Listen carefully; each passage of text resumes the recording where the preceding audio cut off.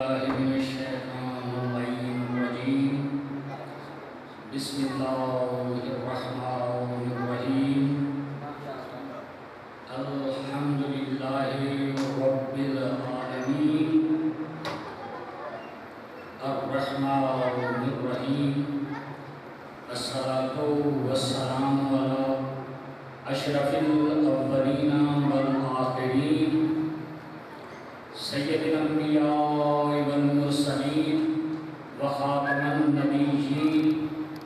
وآلہ طیبین الطاہرین المعصومین المظلومین اما بعد قال اللہ تبارک و تعالی فی کتابہ المجید وفرقانہ الحمید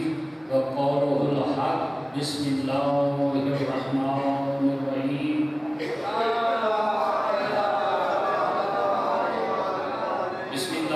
الرحمن الرحیم اهدنا الصراط المستقیم صراط الذین انعمت علیہم غیر المغضوب علیہم ولا الضالین صلاۃ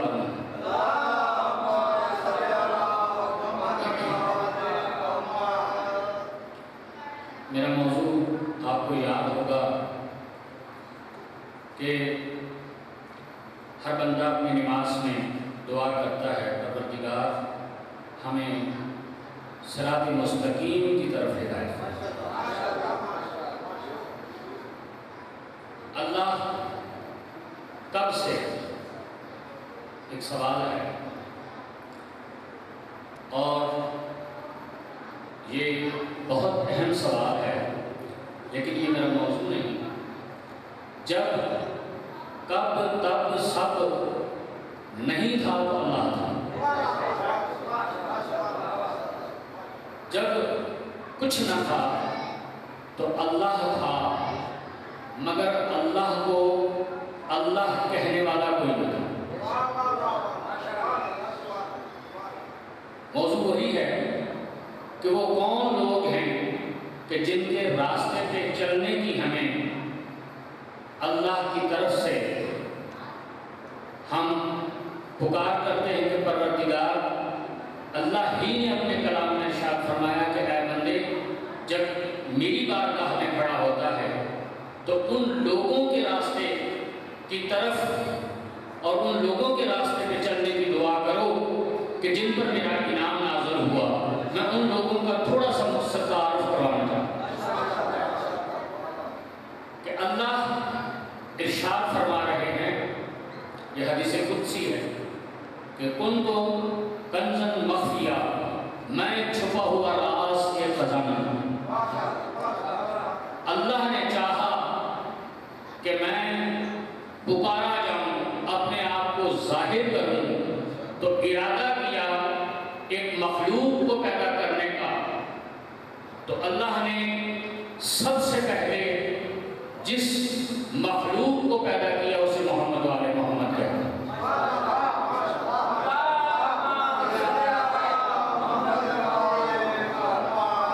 ایک صحابی رسول ہیں حضرت جابر بن عبداللہ انصاری۔ یہ وہ صحابی رسول ہیں کہ جن کے بارے میں سرکار دو عالم صلی اللہ علیہ وسلم نے جن کو ارشاد فرمایا تھا کہ اے جابر تم میرے وہ پیارے صحابی ہو جو 5 اماموں کے ہاتھ پہ بیعت کرے گا۔ اور یہ حضرت جابر عبداللہ انصاری حضرت امام محمد باقر علیہ السلام زندہ اور حیات رہے، اور سرکار کے فرمان کے مطابق سرکار کا سلام پیش کیا۔ ایک دن امام باقر علیہ السلام اور فرمایا کہ مجھے رسول اللہ صلی اللہ علیہ وسلم نے فرمایا تھا کہ میرا وہ 5واں بیٹا اور تمہارا امام جو ہوگا باقر العلوم ہوگا، یعنی علوم کے چشمے ایسے جاری کریں گے جیسے دریا سے نہریں نکلتی ہیں، وہ علم کے ایسے دریا بہائے گا۔ تو یہ جابر بن عبداللہ انصاری وہ صحابی رسول ہیں کہ ایک بار سرکار دو عالم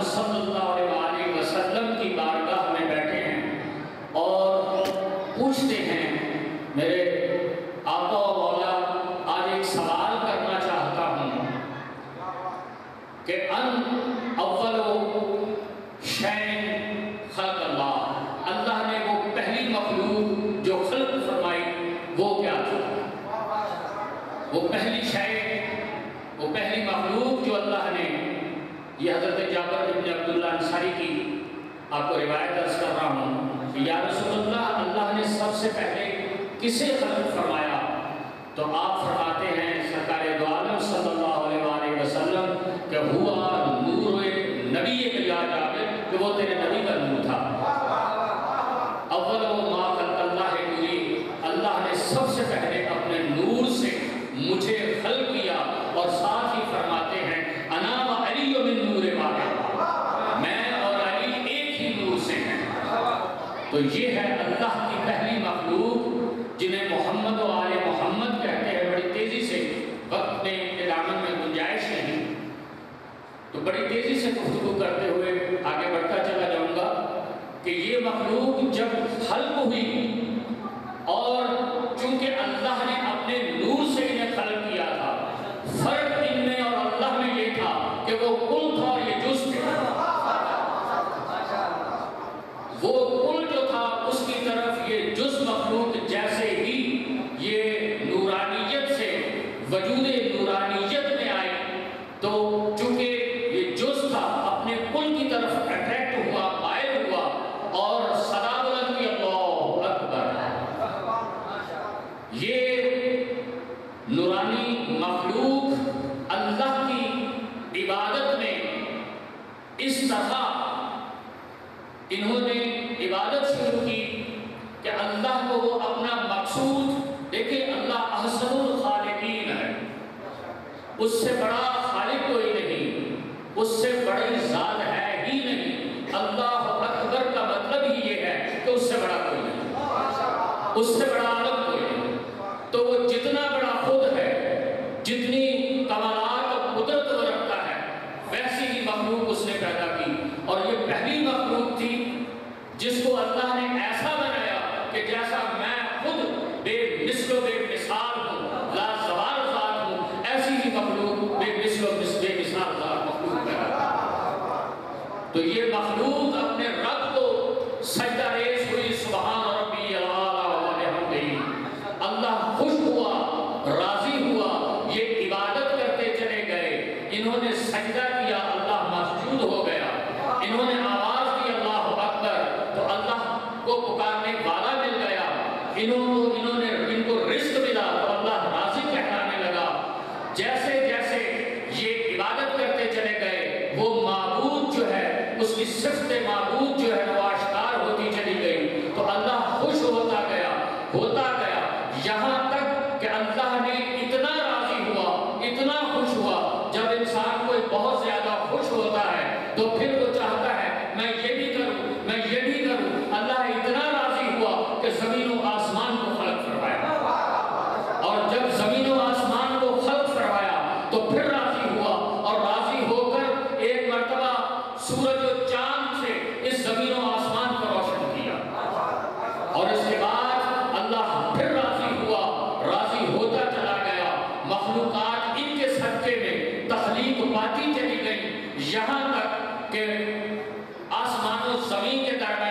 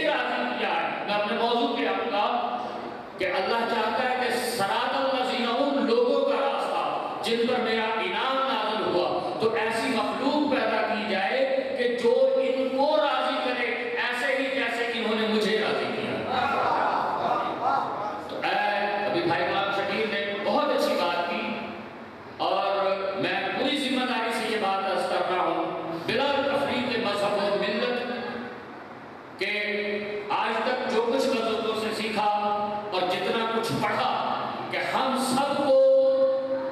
اللہ نے محمد و آل محمد کی معرفت اور ان پر درود و سلام کے لیے پیدا کیا۔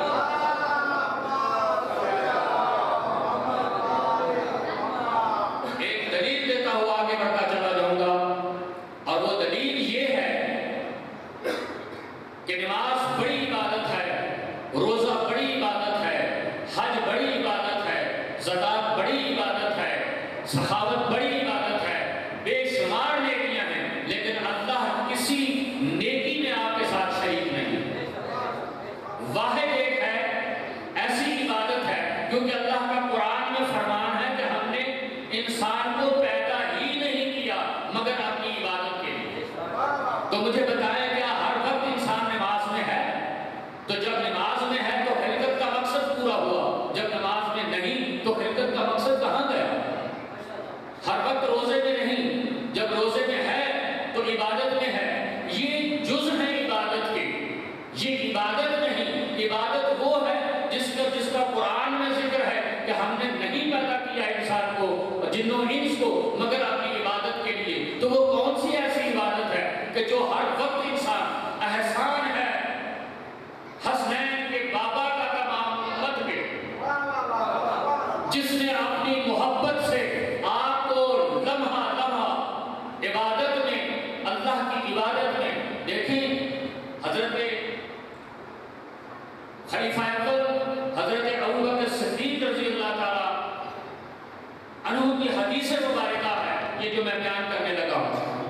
اور یہ بڑی مشہور ہے، یہ اس پہ میں زیادہ دیر رکوں گا نہیں، صرف آپ کو کہ الذکر والی جو عبادت، گھر میں بیٹھے ہیں، جناب سیدہ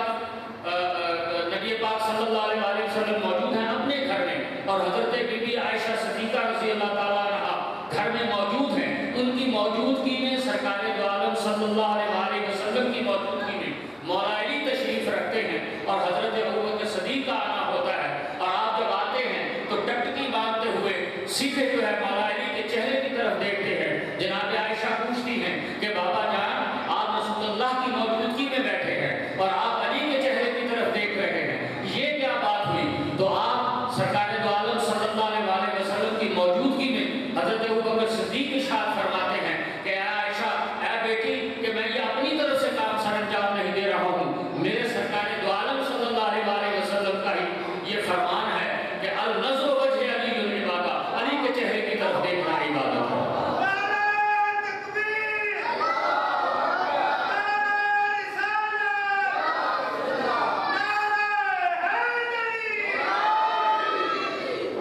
فرمایا کہ اب تو ہم میں موجود ہے کل نفس ذائقۃ الموت، ہر شخص نے اس دن موت کا ذائقہ چکھنا۔ جب علی نہ ہوں گے تو پھر لوگ کیسے عبادت کریں گے؟ تو سرکار دو عالم صلی اللہ علیہ وآلہ وسلم نے ارشاد فرمایا کہ عائشہ الذکر ولی العبادہ، تب لوگ علی کا ذکر کریں گے تو عبادت میں ہوں گے۔ کہا کہ ایسا بھی ہو سکتا ہے یا رسول اللہ کی کوئی عبادت یہ ذکر نہ کرنے دے؟ تو فرمایا الحب ولی العبادہ، تب علی کی محبت دل میں رکھنا عبادت ہے۔ تو برادران اسلامی آج علی کی محبت دل میں رکھ کے آپ سو جائیں، آپ عبادت میں ہیں، محمد و آل محمد، یہی تو بات ہے کہ جس کی وجہ سے فرمایا تھا حضرت ترمذی میں ہے، امام نسائی رحمۃ اللہ علیہ نے اس کی حدیث ان سے نقل روایت کی ہوئی، بڑی مشہور حدیث ہے کہ وَمِن مَاتَ بِبُغْضِ آلِ محمد مَاتَ کافرا وَمِن مَاتَ بِحُبِّ آلِ محمد مَاتَ شہیدا، کہ جو آل محمد کی محبت دل میں رکھ کے مر گیا وہ شہید ہو گئے، اور شہید کا کوئی حساب نہیں ہوتا۔ اب آیا سمجھ میں کہ یہ کیسے نجات دیں گے؟ تو اپنے موضوع کی طرف پلٹتے ہوئے، چونکہ وقت کے دامن میں اتنی گنجائش نہیں کہ یہ محمد و آل محمد کا گھرانہ ہے، اور ایک بات انشاءاللہ پھر کل آپ سے میں عرض کروں گا کہ یہ تو علی شہنشاہ بادشاہ کی بات ہے، جیسا کہ میں نے کل عرض کی تھی آپ سے کہ اگر محمد مصطفیٰ ہیں تو سید الانبیاء ہیں، علی مرتضیٰ ہیں تو سید الاولیاء ہیں، اگر جناب فاطمہ تو زہرا ہیں تو وہ سیدۃ النساء العالمین ہیں، اور بچے ہیں شہزادے ہیں تو وہ سید شباب اہل الجنہ ہیں، یہ وہ گھرانہ ہے۔ تو مسلمانوں سے اپیل صرف یہی ہے کہ اگر 1,24,000 انبیاء میں سے سرکار دو عالم صلی اللہ علیہ وآلہ وسلم جو سید الانبیاء ہیں، اگر نبی کے لیے یہ کہا ہو کہ وہ جنت کے سردار ہیں، تو آپ کسی اور دروازے کی طرف دیکھ سکتے ہیں۔ اگر کسی کو کہا کہ یہ سید الائمہ ہے سے یا علی انت قسیم النار والجنہ من کنت مولا فہذا علی المولا علی الحق و معالی علی و موحد انا مدینۃ العلم والی البابہ۔ سورہ انما میں دیکھیں علی نظر آئیں گے، سورہ بلغ میں دیکھیں علی نظر آئیں گے، سورہ ابناء و ابناء میں دیکھیں گے علی نظر آئیں گے۔ آپ پورے قرآن میں جہاں دیکھیں گے یہ محمد و آل محمد کے آپ کو چرچے ملیں گے، ان کی تعریف ملے گی۔ سرکار دو عالم صلی اللہ علیہ وسلم کی مجھ جیسا کم فہم بھی یہاں 100 حدیثیں بیان کر سکتا ہوں ابھی اسی وقت کہ جو سرکار دو عالم صلی اللہ علیہ وسلم ہے۔ اگر کوئی علی سے افضل ہوتا، اس گھرانے سے افضل ہوتا، تو ان کے گھر کے ان کے گھر کی عورتیں سیدہ النساء عالمین ہوتی۔ اگر کوئی ان سے افضل ہوتا تو ان کے بیٹے سید و شباب اہل الجنہ ہوتے۔ اگر ان سے کوئی افضل ہوتا تو وہ منقول تو مولا کا مصداق ہوتا۔ اگر کوئی ان سے افضل ہوتا تو وہ اپنی شجاعت میں باکمال ہوتا۔ اگر ان سے کوئی افضل ہوتا تو وہ اپنی سخاوت میں باکمال ہوتا۔ اگر کوئی ان سے افضل ہوتا تو وہ اپنی طہارت میں باکمال ہوتا۔ تو پھر بھی ابھی بھی آپ دیکھ رہے ہیں کہ وہ کون سے لوگ ہیں جن کے راستے میں چلنے کی ہمیں تلقین کی جا رہی ہے۔ ہر مسلمان دعا کر رہا ہے پروردگار ہمیں محمد و آل محمد کے راستے برادران محترم، انشاءاللہ یہ گفتگو جاری رہے گی۔ ایک چھوٹی سی بات، کیونکہ ہمارے پاس تو چند تاریخی اور حقائق ہوتے ہیں، لیکن ہر انسان کا ایک اپنا انداز ہوتا ہے بیان کرنے کا۔ ہر انسان کی ایک مقرر ہوتا ہے، کوئی عالم ہوتا ہے، کوئی مفسر ہوتا ہے، کوئی مورخ ہوتا ہے۔ اسی طرح خطابت کے مختلف انداز ہیں۔ جس طرح ہمارے محترم بھائی جس سوز و گداز کے ساتھ وہ پڑھ سکتے ہیں، وہ ہمارے میدان نہیں ہے۔ ہم نے تو چند حقائق بیان کرنے ہوتے ہیں، تو چند جملے مسائل کے ساتھ میں آپ سے اجازت چاہوں گا۔ جب اہل بیت رسول کا یہ اسیر قافلہ، اسیران اہل بیت کوفے کے بازار سے گزرے تو ایک معمار، جس کو آپ مستری کہتے ہیں اپنی آپ زبان میں، یہ دیواریں اور مکان بنانے والا، وہ کوئی دیوار بنا رہا تھا کہ اس نے ایک آواز سنی کہ اسے تلاوت قرآن پاک کی آواز سنائی۔ جیسے کسی انسان کو جھٹکا لگتا ہے اور حیرانی ہوتی ہے، کیونکہ محمد و آل محمد اور بنی ہاشم کی انداز تلاوت جو ہے، طریقہ ان کا تلاوت تھا، وہ کسی اور کا نہ تھا۔ مولا کائنات اور مولا امام مظلوم امام حسین علیہ السلام کے سر مبارک سے قرآن کی تلاوت کی آواز سن کے وہ چونکا، ایک معمار جو دیوار بنا رہا تھا بازار کوفہ میں، کوفے شہر میں، تو ایک دم سے اپنے کام کو چھوڑ کے وہ متوجہ ہوا اس آواز کہ یہ تلاوت قرآن کی آواز جو خاص ایک انداز ہے بنی ہاشم کا، یہ آواز کہاں سے؟ تو جو ہی وہ اس قافلے کی طرف مائل ہوا، راغب ہوا، اس کی طرف بڑھا، تو کیا دیکھتا ہے کہ امام علی مقام امام حسین علیہ السلام کے سر مبارک سے تلاوت کی آواز آ رہی۔ اور چھوٹی سی بات یہاں پہ میں عرض کروں کہ سورہ کہف کی تلاوت کر رہے تھے امام علی مقام کے سر مبارک سے، سورہ کہف کی تلاوت ہو رہی۔ اس شخص نے جب دیکھا تو معلوم تو اسے ہو گیا، لیکن بہت حیران ہوا اور دل میں سوچا، سنا تھا کہ کربلا میں مدینے والی سادات آ چکے ہیں، مگر یہ جو عالم دیکھا اس نے تو فوری طور پہ اس نے رخ کیا امام زین العابدین علیہ السلام جو کہ قافلے کے سالار بھی تھے، اور باب زنجیر امام مظلوم امام زین العابدین علیہ السلام کی طرف بڑھتے ہوئے سلام پیش کیا۔ آپ کے اور کہا مولا میں آپ کا شیعہ اور اسی کوفے کا رہنے والا ہوں،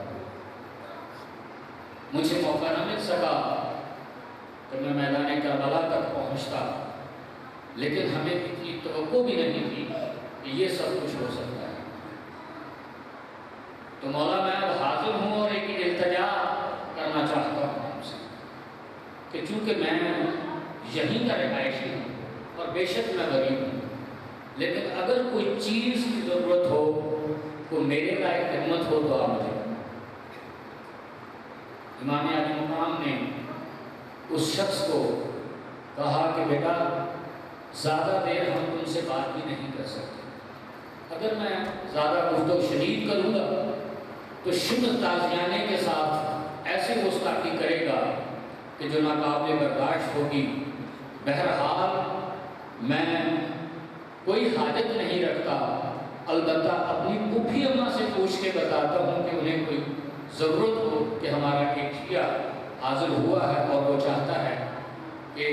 کوئی حاجت بھی آ گئی۔ پھوپھی کا سننا تھا کہ وہ شخص زارو قطار رونے لگا اور دھاڑے مارتا ہوا کہنے لگا کہ یا امام سید سجاد، کیا زینب و کلثوم بھی اسی بازار میں موجود ہیں؟ آج ایسا وقت آ گیا۔ انہوں نے فرمایا کہ ہاں شخص اے ہمارے شیعہ، وہ دیکھ بنا کجاووں کے جو اونٹوں پہ سواریاں ہیں وہ میری مائیں بہنیں اور پھوپھیاں۔ لوگ کہتے ہیں کہ روتے کیوں ہو؟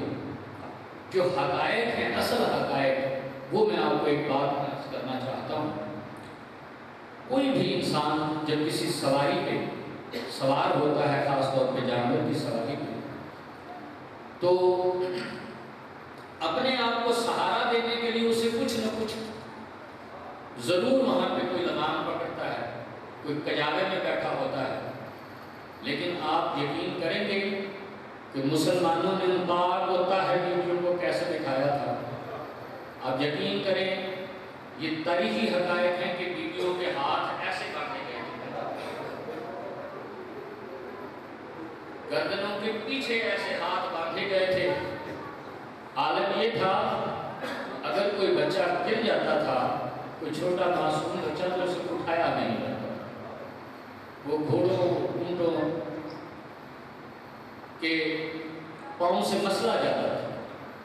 تو بیویاں اس بچے کو بچانے کی خاطر خود کو گرا دیتی تھی۔ اور اب آپ اندازہ کیجئے کہ جب بیویوں کے ہاتھ اسے گردن بندھے ہوں اور بنا کجاووں کے ننگی کوہانوں پہ بیویوں کو بٹھایا گیا ہو